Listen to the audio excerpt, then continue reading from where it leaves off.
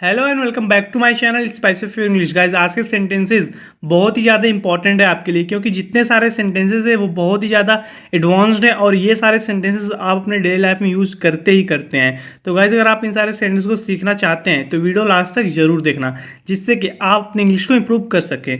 तो गाइस चलिए शुरू करते हैं। आज का हमारा पहला सेंटेंस है, यहाँ पर यह बोला है कि मैं इसको हॉस्पिटल लेके जा रहा हूँ इसका चेकअप करवाने के लिए। I am taking him to the hospital to get checked out. I am taking him to the hospital to get checked out. मैं इसको हॉस्पिटल लेके जा रहा हूँ उसका चेकअप करवाने के लिए। I am taking him to the hospital to get checked out. वह मेरे घर पर रहेगा जब तक ठीक ना हो जाए। He will stay at my house until he recovers. He will stay at my house until he recovers. वह मेरे घर पर रहेगा जब तक ठीक ना हो जाए। तो गाइज कहने का मतलब यही है कि वह मेरे घर पर तब तक रहेगा जब तक ठीक ना हो जाए। हम लोग इस सेंस में अंटिल का यूज करते हैं, जब तक और तब तक। जैसे मैं बोलूँ कि तुम यहीं पे रहोगे जब तक मैं आ ना जाऊं, यानी कि you stay here until I come. You stay here until I come. और बहुत लोग गलती क्या कर देते हैं गाइस कि वो लोग जब तक आ ना जाऊं या जब तक ठीक ना हो जाए, तो वहां पे वो लोग सोचते हैं कि अंटिल के बाद भी नेगेटिव लगाना है। वो लोग ऐसा बना देंगे कि he will stay at my house until he doesn't recover. तो ये गलत हो जाएगा, क्योंकि अंटिल के बाद आपको पॉजिटिव ही बनाना है। बट हिंदी में वो सेंस ना का आता है तो अंटिल में छिप जाता है। He will stay at my house until he recovers. वह मेरे घर पर रहेगा या वह मेरे घर पर तब तक रहेगा जब तक वो ठीक ना हो जाए। तुम यहाँ तब तक रहोगे जब तक मैं आ ना जाऊं। You stay here until I come. तो इस तरीके से गाइस आप अंटिल का यूज कर सकते हैं। और बहुत जगह अनलेस का भी यूज होता है, अंटिल और अनलेस का, तो वो मैं आपको आगे वीडियो में बताऊंगा। चलिए आगे देखते हैं। तुम्हारे शब्द मेरी भावनाओं पर प्रभाव नहीं डालेगा। Your words will not work upon my feelings. Your words will not work upon my feelings. तुम्हारे शब्द मेरी भावनाओं पर प्रभाव नहीं डालेगा। तो गाइस वर्क अपॉन एक फ्रेजल वर्ब है, इसका मतलब होता है प्रभाव डालना। Your words will not work upon my feelings. तुम्हारे शब्द मेरी भावनाओं पर प्रभाव नहीं डालेगा। कुछ गलतियां कभी सुधारी नहीं जा सकती। Some mistakes can never be corrected. Some mistakes can never be corrected. कुछ गलतियां कभी सुधारी नहीं जा सकती। तो गाइस ये पैसिव वॉइस सेंटेंस है। Some mistakes can never be corrected. कुछ गलतियां कभी सुधारी नहीं जा सकती। तुमने तो माफी मांगने का हक भी खो दिया है। You have even lost the right to apologise. You have even lost the right to apologise. तुमने तो माफी मांगने का हक भी खो दिया है। You have even lost the right to apologise. इस शहर में मेरी चलती है। आई have got some sway in this city. I have got some sway in this city. इस शहर में मेरी चलती है। आई have got some sway in this city. बोला था बाकी आदमी हमें ढूंढ रहे, तू बाहर क्यों निकली। I told you bad men are looking for us, why did you step outside. I told you bad men are looking for us, why did you step outside. तो गाइज ये इसको बोल रहा है कि मैंने तुम्हें बोला था कि बाकी आदमी हमें ढूंढ रहे हैं, तुम घर से बाहर क्यों निकली। Why did you step outside. I told you bad men are looking for us, why did you step outside. मैं तुम्हें वचन देता हूँ सूर्य निकलने से पहले मैं रामलीला को ढूंढ लूंगा। I give you my word, I will find Ramlila before the sunrise. I give you my word. I will find Ramlila before the sunrise. मैं तुम्हें वचन देता हूँ सूर्य निकलने से पहले मैं रामलीला को ढूंढ लूंगा। तो गाइज वर्ड का मतलब होता है वचन देना। आप वर्ड्स का यूज करोगे तो गलत हो जाएगा। वर्ड्स का मतलब होता है बातचीत। तो यहाँ पे ये बोल रहे I give you my word, मैं तुम्हें वचन देता हूँ। I will find Ramlila before the sunrise, यानी कि सूर्य निकलने से पहले मैं रामलीला को ढूंढ लूंगा। पैसे लेने के बाद मैं तुम्हें मुक्त कर दूंगा। I will set you free after taking the money. I will set you free after taking the money. मैं पैसे लेने के बाद तुम्हें मुक्त कर दूंगा। तो guys I will set you free यानी कि मैं तुम्हें आज़ाद कर दूंगा। आप इसको ऐसे भी बोल सकते हैं कि I will let you go. I will let you go, मैं तुम्हें जाने दूंगा। आप इसको ऐसे भी बोल सकते हैं गाइस कि I will let you fly, मैं तुम्हें आज़ाद कर दूंगा। तो आप इसको कई तरीके से बोल सकते हैं। I will set you free after taking the money, पैसे लेने के बाद मैं तुम्हें मुक्त कर दूंगा। जो किया वो तुमको नहीं करना चाहिए था। You shouldn't have done what you did. You shouldn't have done what you did. जो किया वो तुमको नहीं करना चाहिए था। You shouldn't have done what you did. बाकी की उम्र जेल में सड़ना। You are going to rot in prison for the rest of your life.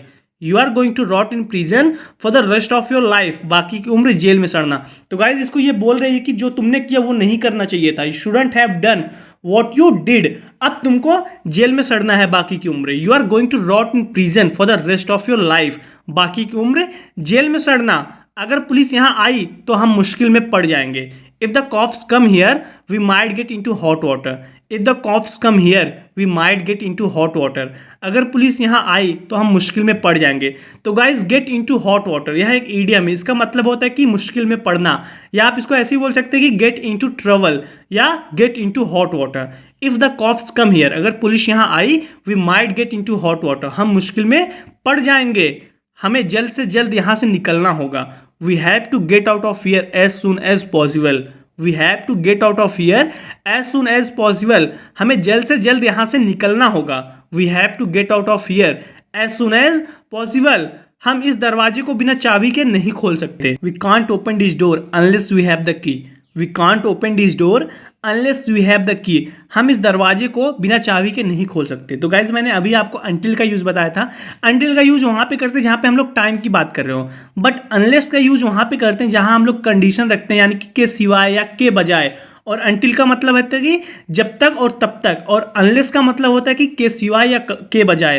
तो यहाँ पे ये बोल रहा है कि हम इस दरवाजे को चाबी के बजाय नहीं खोल सकते, यानी कि हम लोग एक शर्त रख रहे हैं कि अगर चाबी होगा तभी खोल सकते हैं। We can't open this door unless we have the key, हम इस दरवाजे को बिना चाबी के बजाय नहीं खोल सकते। आगे देखते हैं, क्या मैं आपसे अकेले में बात कर सकता हूँ? Could I have a word with you? Could I have a word with you, क्या मैं आपसे अकेले में बात कर सकता हूं? तो गाइज इस सेंटेंस का यूज आप वहां पे करोगे जहां पे बहुत सारे लोग हों और उनमें से आप एक लोग से पर्सनली बात करना चाहते हो अकेले में, तब वहां पे आप इस सेंटेंस का यूज कर सकते हो। Could I have a word with you, क्या मैं आपसे अकेले में बात कर सकता हूं? मैं सिर्फ 2 शब्द बोलूंगा और तुम मुझे बाकी की कहानी बताओगे। I will say just 2 words and you will tell me the rest of the story.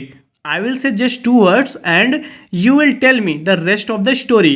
मैं सिर्फ 2 शब्द बोलूंगा और तुम मुझे बाकी की कहानी बताओगे। And you will tell me the rest of the story. लेकिन तुम उसे पकड़ नहीं पाओगे। But you won't be able to catch him. But you will not be able to catch him. लेकिन तुम उसे पकड़ नहीं पाओगे, यानी कि तुम्हारे बस की बाहर है। जैसे आपको बोल रहा है कि तुम ये काम नहीं कर सकते, तुम्हारे बस का बाहर है, तब आप इसको ऐसे बोल सकते हो कि you won't be able to do this. You won't be able to do this, यानी कि तुम इसे नहीं कर पाओगे, तुमसे नहीं होगा। तो यहाँ पे ये बोल रहा है कि लेकिन तुम उसे पकड़ नहीं पाओगे। But you won't be able to catch him. मैं तेरे लिए यहाँ ताइवान आया हूँ। I have come all the way Taiwan for you. I have come all the way Taiwan for you, यानी कि मैं तुम्हारे लिए ताइवान तक आया हूँ। I have come all the way Taiwan for you. तुम खुद को क्यों मरवाना चाहते हो? Why do you want get yourself killed? Why do you want get yourself killed? तुम खुद को क्यों मरवाना चाहते हो?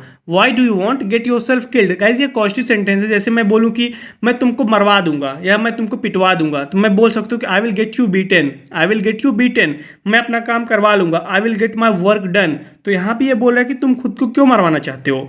Why do you want get your self killed, जब आप किसी तीसरे बंदे से कोई काम करवा रहे हो तब उसको आप कॉस्टिव सेंटेंस बोलते हो। वहाँ पे हम लोग गेट का हैव का यूज करते हैं। Why do you want get your self killed, तुम खुद को क्यों मरवाना चाहते हो। तो सिर्फ मजे के लिए तुम आखिरी बार गाड़ी कब चलाई थी? So when was the last time you hit the road just for fun. So when was the last time you hit the road just for fun, तो सिर्फ मजे के लिए तुमने आखिरी बार गाड़ी कब चलाई थी। गाइस ये सिचुएशनल इंग्लिश है। यहाँ पे ये बोले कि मुझे गाड़ी चलाना बहुत पसंद है, तो वही इसका दोस्त पूछ रहा है कि तुमने मजे के लिए आखिरी बार गाड़ी कब चलाई थी। So when was the last time you hit the road just for fun. तो गाइज जब भी आपको हिट द समथिंग, यानी कि जैसे बोलना है कि मैं पढ़ाई करने जा रहा हूँ, तब आप बोल सकते हो कि I am going to hit the book. I am going to hit the book, मैं पढ़ाई करने जा रहा हूँ। My exams are around the corner, I am gonna hit the book, यानी कि मैं पढ़ाई करने जा रहा हूँ। It's time to hit the book. तो यहाँ पे ये भी ऐसे यूज कर सकते हो गाइज, हिट द रोड, यानी कि तुमने गाड़ी कब चलाई थी। When was the last time you hit the road just for fun, तो सिर्फ मजे के लिए तुमने आखिरी बार गाड़ी कब चलाई थी। अगर तुमको कुछ और पूछना होगा तो मुझे बुला लेना। Well if you have any more questions just holler. Well if you have any more questions just holler, अगर तुमको कुछ और पूछना होगा तो मुझे बुला लेना। तो गाइज हॉलर का मतलब होता है कि आवाज देना। जस्ट हॉलर मी, यानी कि मुझे बुला लेना, मुझे आवाज देना। If you have any more questions just holler, अगर तुमको कुछ और पूछना होगा तो मुझे बुला लेना।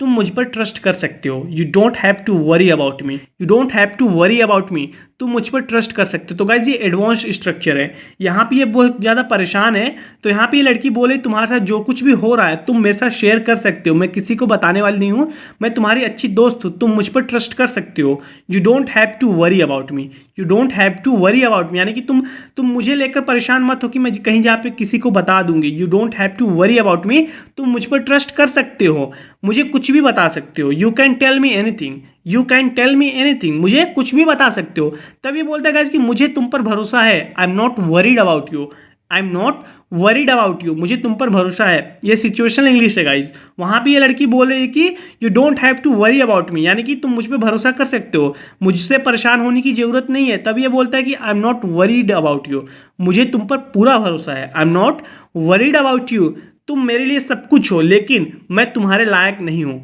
You are everything to me but I am not good enough for you, you are everything to me but I am not good enough for you, तुम मेरे लिए सब कुछ हो। You are everything to me but I am not good enough for you, मैं तुम्हारे लायक नहीं हूँ।